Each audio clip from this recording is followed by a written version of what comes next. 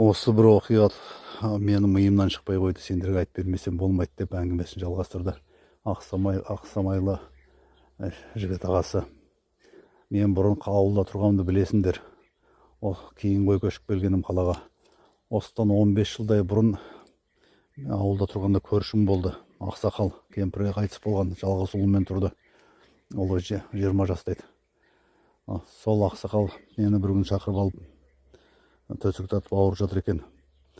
Саған айтатын аманатым бар. Сен жақсы адамсың. Құдай көршімсің.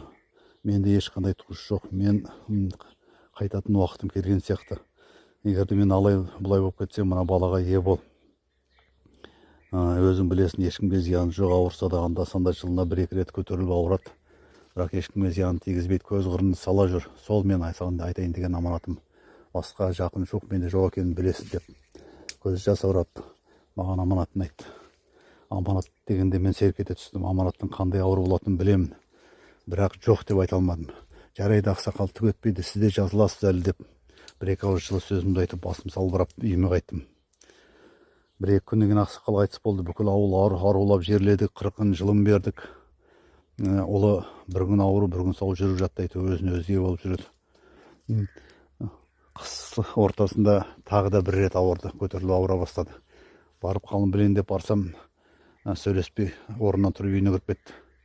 Ауырған кезде сөйтетін өзінің әдеті болған. Мен де мазасын алмайым деп үйге қайттым. Кешке таман қар жауа бастады. Қапылықтап қалың қар жауа бастады. Мен үйге кіріп демалуға жаттым. Сол күні дұрыс ұйықтай алмадым, бір ойлар мазалап. Түнгі сағат 3-те көзім ілініп кеткен екен, біреу терезеден сындырып жіберді, дүрсілдетті. Шошынып бойымнан атып тұрдым, әйелім не болды деп айғайлап қалды артымнан. Мен жүгіріп далаға шықтым. Дала тып-тыныш, бір із жоқ. Мен терезем маңайымда да, үйім маңайымда да бір із жоқ.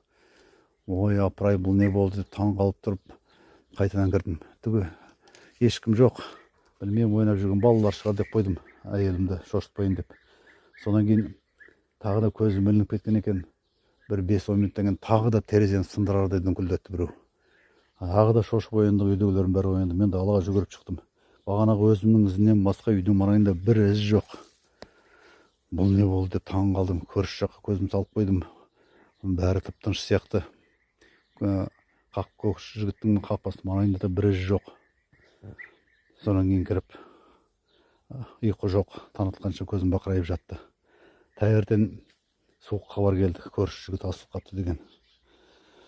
Кейін тергеушімен барып мән жайды білдім. Экспертизаның заключениесімен таныстым. Жас жігіт болғаннан экспертиза тағайындалыпты. Сол бір жазу мен шошытты. Түнгі сағат 3-те смерть наступила 3 часа ночи деп жазылып тұр. Ал мені түнде 2 рет оятқанда, 3-ке 5-10 минут қалғанда, ол анық есімде дүңкілдетіп оятқан енді адам емес. Мен ойлаймын, аруақ деп. Марқұм әкесі ме деп, мына баланың. Ана балаға ие болып, баяғы балаға ие бол деп дүңкілдетіп оятқан сияқты. Бірақ мен түсінбедім, бармадым. Егерде ерінбей барып тексерсем, мүмкін бала аман қалар ма еді деймін. Сол ақсақал мен оятқан. 2 ретінде сол ақсақал. Мені анық көзім жетеді оған. Түнде тарсылдатқаным, бүкіл терезені шыға жылдап дүңкілдеткенім, бүкіл үйім куә. Осы күнге дейін осы уақиға есімнен кетпеді. Ана аманатқа қиянат істедім бе, дұрыс қарамадым ба, менің кінәмнен марқұм болып кеттім бе деген ойым үнемі мазалап жүр. Жылдар бойы мені мазалап келеді.